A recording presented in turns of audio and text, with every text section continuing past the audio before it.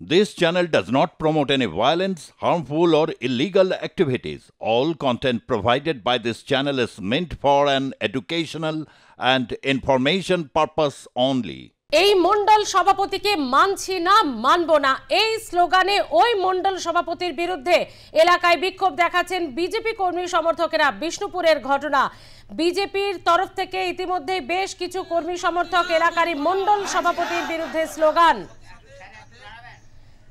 বিজেপির মণ্ডল সভাপতির বিরুদ্ধে স্লোগান মানছি না মানব না। মণ্ডল সভাপতির বিরুদ্ধে হাতে প্ল্যাকার্ড নিয়ে স্লোগান দিচ্ছেন বিজেপির একাংশের কর্মী সমর্থকরা।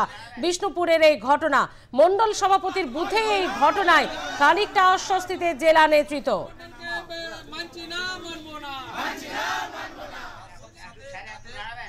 বিষ্ণুপুরে বিজেপির গোষ্ঠীদ্বন্দ্ব প্রকাশ্যে। বিজেপির মণ্ডল সভাপতির বুথে মণ্ডল সভাপতিকে মানছি না মানব না দাবি জানিয়ে বিক্ষুব্ধ বিজেপি নেতা কর্মীদের প্ল্যাকার্ড হাতে বিক্ষোভ এবং তারপর বৈঠক।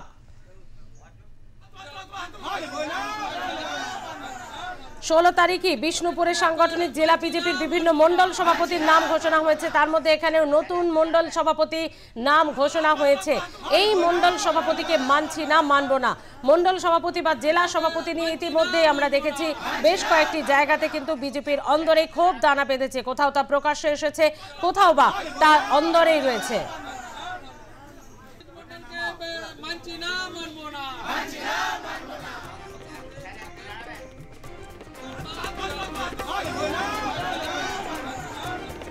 বিষ্ণুপুরে বিজেপির গোষ্ঠীদ্বন্দ্ব প্রকাশ্যে। বিজেপির মণ্ডল সভাপতির বুথে মণ্ডল সভাপতিকে মানছি না মানব না দাবি জানিয়ে বিক্ষুব্ধ বিজেপি নেতা কর্মীদের প্ল্যাকার্ড হাতে নিয়ে বৈঠক ও বিজেপির এই বিক্ষোভ কর্মসূচি।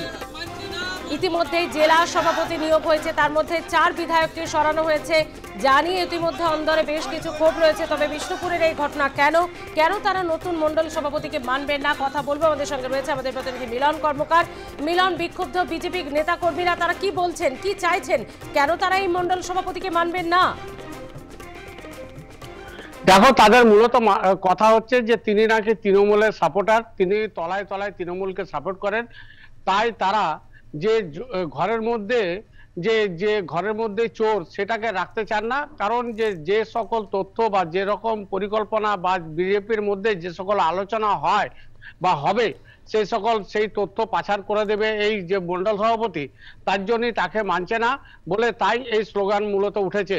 কিন্তু যিনি বিজেপির যে বিষ্ণুপুর জেলা সাংগঠনিকের দায়িত্ব রয়েছেন তিনি বলেছেন যে ইতিমধ্যেই যে বিজেপি একটা বড় দল, তার মধ্যে কারো হয়তো মতামত হতে পারে না হতে পারে, সেটা নিয়ে হয়তো কিছুক্ষণের জন্য বা কিছু জনের জন্য সেটা হয়তো হাল্লা উঠেছে বা বিরোধিতা করছে, কিন্তু সকলের মতামত নিয়ে ভোটের মাধ্যমেই এই মণ্ডল সভাপতি নির্বাচিত করা হয়েছে।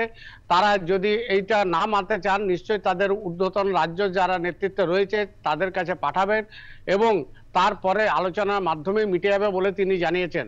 তবে বাঁকুড়া জেলা জুড়ে বিজেপির বিভিন্ন জায়গাতে গোষ্ঠীদ্বন্দ্ব লেগেই রয়েছে, বাঁকুড়াতেও রয়েছে। বাঁকুড়া জেলা জুড়ে বিভিন্ন জায়গাতে আমরা গোষ্ঠীদ্বন্দ্ব তুলে ধরেছি, কিন্তু এখন দেখার বিষয় কবে এই সমস্যা মেটে আর কেনই বা মানছেন না সেটা কিন্তু পরিষ্কার হয়ে গেছে। যারা বিক্ষোভ করছেন তারা বলছেন তিনি নাকি তলায় তলায় তৃণমূলের সাথে যোগ সাজস রেখেছেন।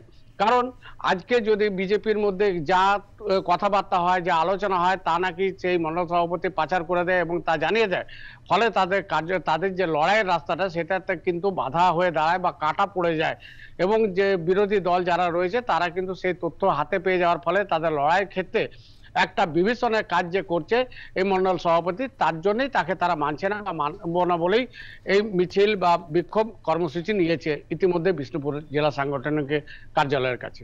ধন্যবাদ মিলন।